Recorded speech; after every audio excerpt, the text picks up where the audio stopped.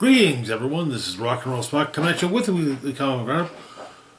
You may have noticed that there wasn't a roundup last week at all. I was dealing with a family emergency. Everything is everything is better at the moment. So yeah, was not. I wasn't home, and until late in the week, and I didn't want to rush through all of last week's books. However, this week, or rather, over the course of the rest of this month,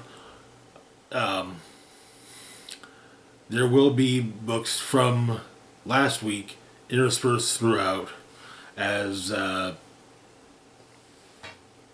as as it relates to other books from this month. Anyways, we have a not small but not big DC haul this week, so let's get started. Kicking things off, we've got Batman and Robin, number 20. Where we left off, Robin had been captured by Memento, and Dr. Bashar had been killed, basically making it clear that he is not Memento. So the issue opens with an entry from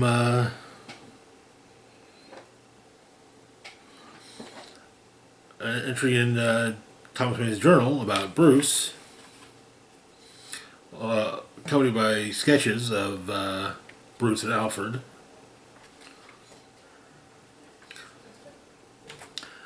Then we jump into the action. Batman gets on comms and basically says gets attention to everyone, saying that Damien's been taken by Memento, and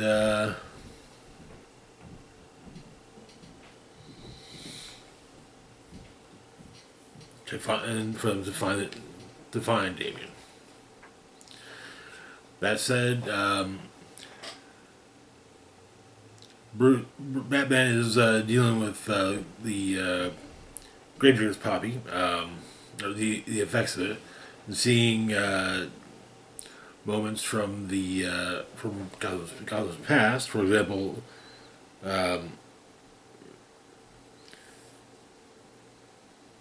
Barbosa. He in Robinson Park. He finds himself where he sees where the village, Barbosa Village, which was torn down in 1855 for the construction of Robinson Park. 155 families were bought out, 92 others were forced out, and but there were 12 who wouldn't leave and wouldn't be bought out when the buildings were destroyed. Then Bruce sees the mob execution of the Gates Church killer who was hanged when he was found to be giving out collar blankets to his Irish immigrants. Eventually, he soon makes his way to the manor and goes into Damien's room to potentially figure out what all Damien has discovered about Memento. He has a casebook, which his casebook is basically a self-drawn, self-written comic book. the adventures of Robin and Batman. Uh, it, it, uh, Robin, Damien has basically explained that has kind of bared his soul to his casebook. Apparently, while Batman and, has mastered the art of making himself heavy during combat, as Robin, he finds he's supposed to always be in flight. He feels safest when fighting. Um, Ever in the air, ever in motion, invincible. And for when his feet touch the ground, he feels his shadow touching him. It seems his shadow is in the form of is drawn in as Memento.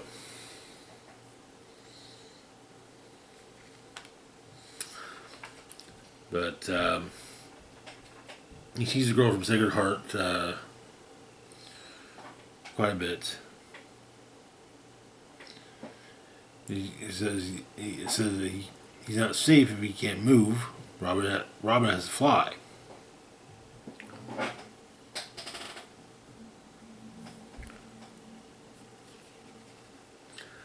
And he also talked about Thomas Wayne's journal and how his views on heroism have changed.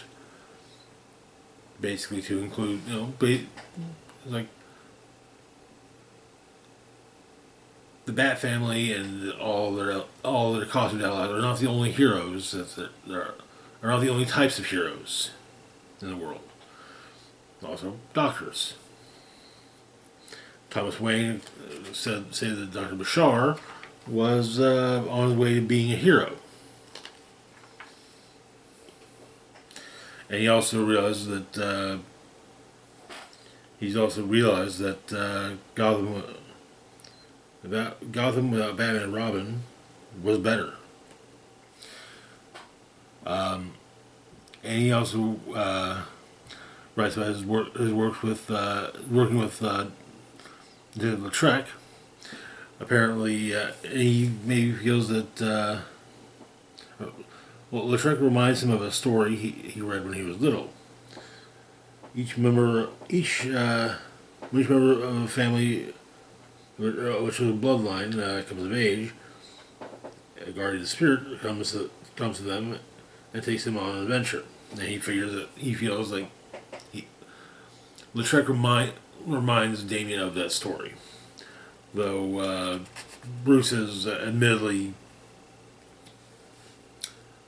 wary of Lautrec because, well, she's a good detective, and well, she might discover who Batman and Robin are. But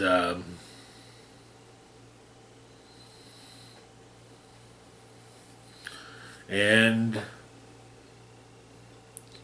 he's been trying to trace patterns between the previous Memento killings and the Gotham Memento killings. And he also noticed that Atticus Bligh was killed, or was discovered to be Memento and killed. And so he starts to wonder if maybe it's someone with intimate knowledge of the killings, but Bligh is that. Maybe it's someone that is not the actual Memento killer. Though Bligh's notes were not notes of a closeted killer, just go through the motions of investigation. But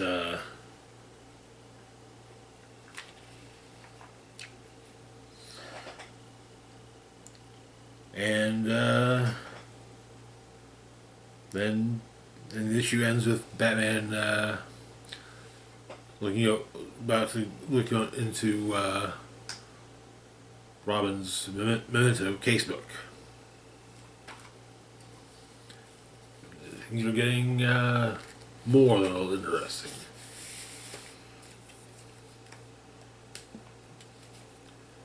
And once again, Batman realizes that he's not exactly the best dad in the world. He's not really a contender for Father of the Year. Love Batman, but yeah. No. Moving on, though, to our next book, we've got Batman Dark Patterns number 5. Where we left off, an entire apartment building in the years, or Batman's early years, had declared itself to be Scarface, not Clayface, but Scarface. The issue opens with with the last time previous to this story that Batman faced Scarface. Scarface was smashed, and Albert Wesker was imprisoned. But someone has the ventriloquist dummy, and it seems that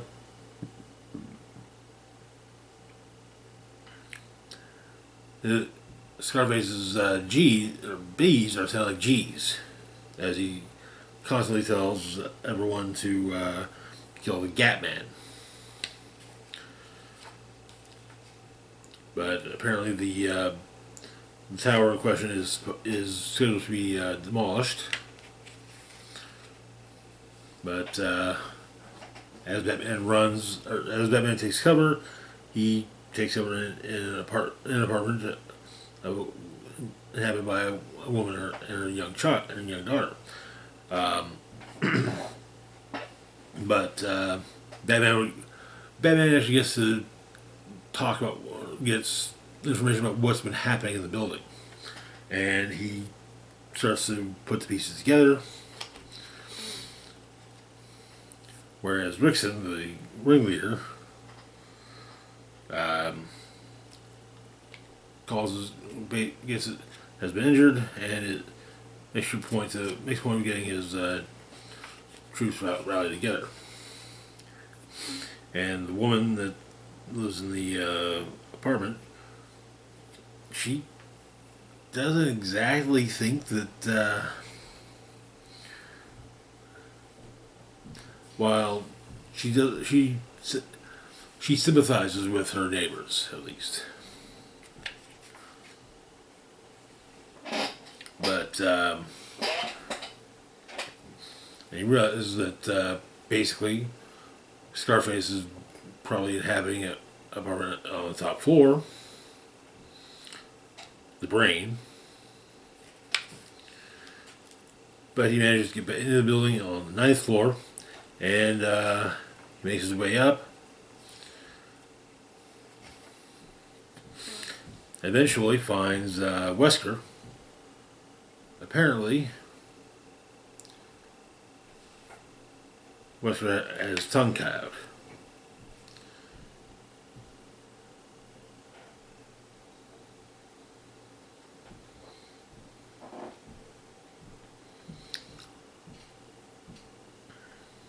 But and apparently Scarface has decided that Rickson has outlived his usefulness, and his girlfriend Michelle is actually the mastermind, likely also the person that cut out Wesker's tongue. But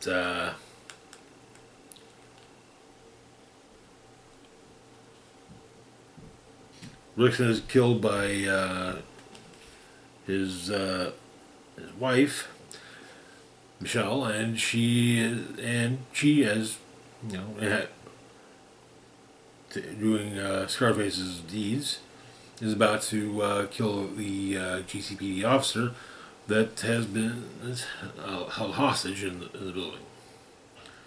And that is where the issue ends. Interesting.